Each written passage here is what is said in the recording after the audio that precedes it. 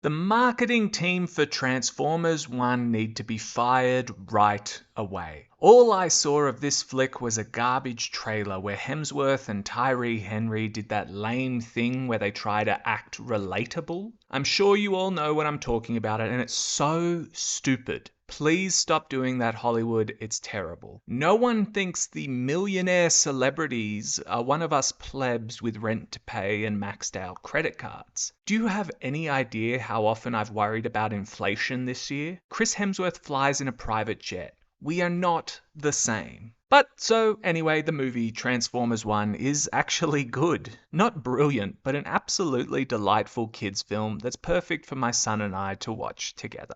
The animation was, while I won't say gorgeous, certainly professional and engaging. The voice acting was good and at times moving. And above all else, the story was fun. It's the OG Star Wars story for Optimus Prime and the prequel Star Wars story for Megatron, all delivered in a tight 100 minutes or so.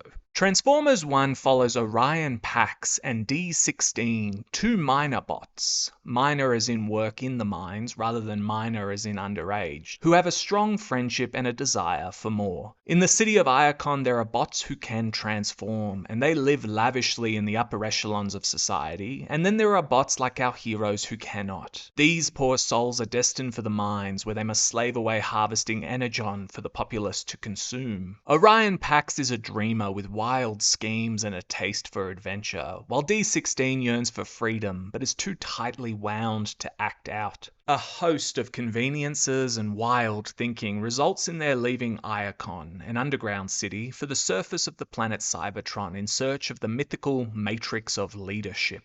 If they're able to secure this ancient artifact, then they can bring freely available energon back to their people. In going on this quest, though, they'll have to face new dangers from the Quintesson aliens and discover terrifying truths about the world they've lived in. Will they survive? And can their friendship handle the trials to come? Well, since Orion and D16 end up as Optimus Prime and Megatron, you kinda already know tragedy is coming for these two. Which brings me neatly, almost as if I wrote it this way, to the first great thing about Transformers 1. The friendship between Orion Pax and D16 was well written. The writers succeeded in sucking me in with the animated bromance and then breaking me with the bittersweet reality that these two friends will become sworn enemies. Alongside this, the narrative concerning a caste system in which the lowest Cybertronians rise to glory by strength of will, friendship, and determination was beautifully done. How can anyone not appreciate such an ideal in an age of ever-increasing wealth disparity? But before you think Transformers 1 is a dour kids flick with ponderous notions, Keegan-Michael Key enters the picture and takes on board the heavy lifting here as the silly bee. The guy is a solid voice actor, and his third act gags were pretty good fun that got big laughs on my end, so credit where it's due. He can always rely on his comedy, but please, Mr. Key, never ever again make something like Schmigadoon.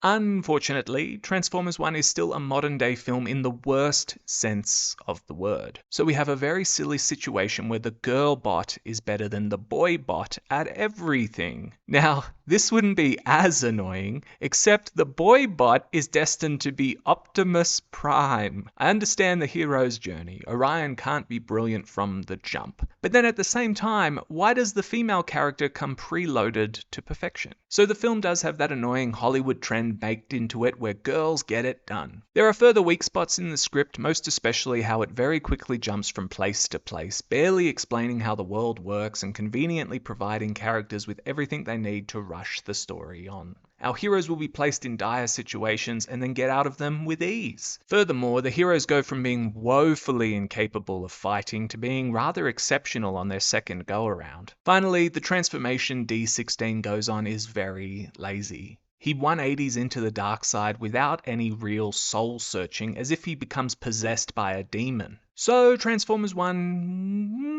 would have benefited from a training montage. As much as I complain about cliches, there's no denying you sometimes need a training montage. And a conversation between Pax and D16 before the big third act shocker to justify the final character change would have been nice. We're really just talking about an extra 5 minutes max, and even then probably only need like 2 minutes, focused on character development that would have tightened the screws. It really was just a simple tweak. All up, Transformers 1 is a good kids film, and I do recommend families go and check it out. I think the marketing team failed miserably to promote the picture, and I hope it gets a second life on VOD because you can do a lot worse. Thanks for watching. Whoa! I got a battle mask! It appeared with this guy! Knife hands? I have knife hands! I can see that.